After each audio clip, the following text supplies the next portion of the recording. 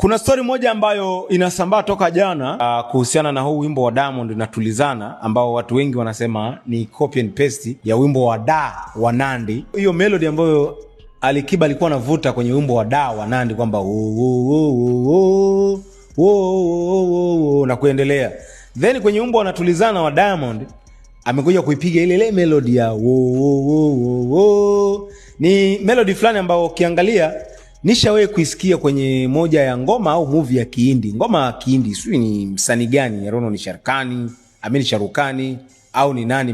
Mtaniambia nyie ni msanii gani. Sasa nimeona watu wengi wanasema Diamond amekopi kwenye Da ya Nandy, hasa kwenye verse ya Alikiba. Kuna watu wanakubali kwamba Diamond amekopi na kuna watu wanakubali hata Alikiba pia alikopi. Mimi nasema hakunaga kitu kipya, yani kutafuta saundi yako. Hizi sasa hizi aina ya hizi nyimbo kuna baadhi ya vitu huwa vinafanana. So mtu akisema yani haimaanishi ameiga kwa mtu fulani. Of course ukiangalia ni kama inafanana hivi. Mimi nataka nikuachie na wewe isikilize kidogo, niambie hii ni copy and paste au wote walishawahi kukopi kwenye moja ya ngoma ambazo watu wanataja ngoma za Kihindi huko, mtanitajia nyimbo yake. Lakini mimi jana wakati Liza yuko kwenye interview aliulizwa kuhusiana na hii ngoma ya Tulizana, alisema hii ilikuwa ni beat ya Zuchu, lakini Diamond akaipenda hii beat, akamfuata Zuchu akamwambia mimi naomba niitumie hii beat. Zuchu akamwambia kwa sababu ni mpenzi wake. So Liza anasema Diamond alienda studio akamwambia bibi akanambia mimi niitumie ile beat ya hii ngoma tuondoke. Kwanza Liza anasema alipofika pale yeye alijua ni Zuchu anakuja kurekodi, lakini akashangaa Diamond akaichukua ile beat na akaitumia kwenye hii ngoma,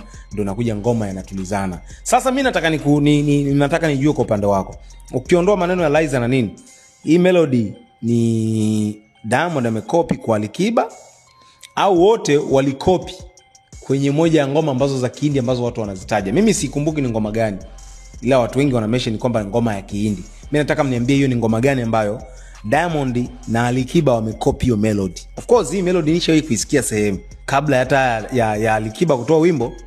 Kuna muda walishindanisha ile kusema Alikiba amechukua kiki melody India kwa mtu fulani sio na nani, then Diamond naye kaichukua. Kwa kama Diamond kaichukua na Alikiba lishaye kuchukua, tusiseme Diamond amekopi kwa Alikiba. Umeelewa? Na copy ni nini? Kukopi kitu ni kwamba una appreciate. Yaani katika watu ambao hawajui, yani sio kila kitu in negative ways. Sometimes tuzunguzeni positive way. Mtu ukiona akakopi kitu, ujue kwamba ame appreciate na anakikubali. Huenda Diamond anakubali wimbo wa Da, na huenda labda Alikiba anakubali huo wimbo wa Kihindi. So tusiende kwa nini kakopi? Mzee wa kukopi na nini? Tuweke tu kwamba huenda ame appreciate kile ambacho kilifanyika kwenye ngoma ambayo imepita.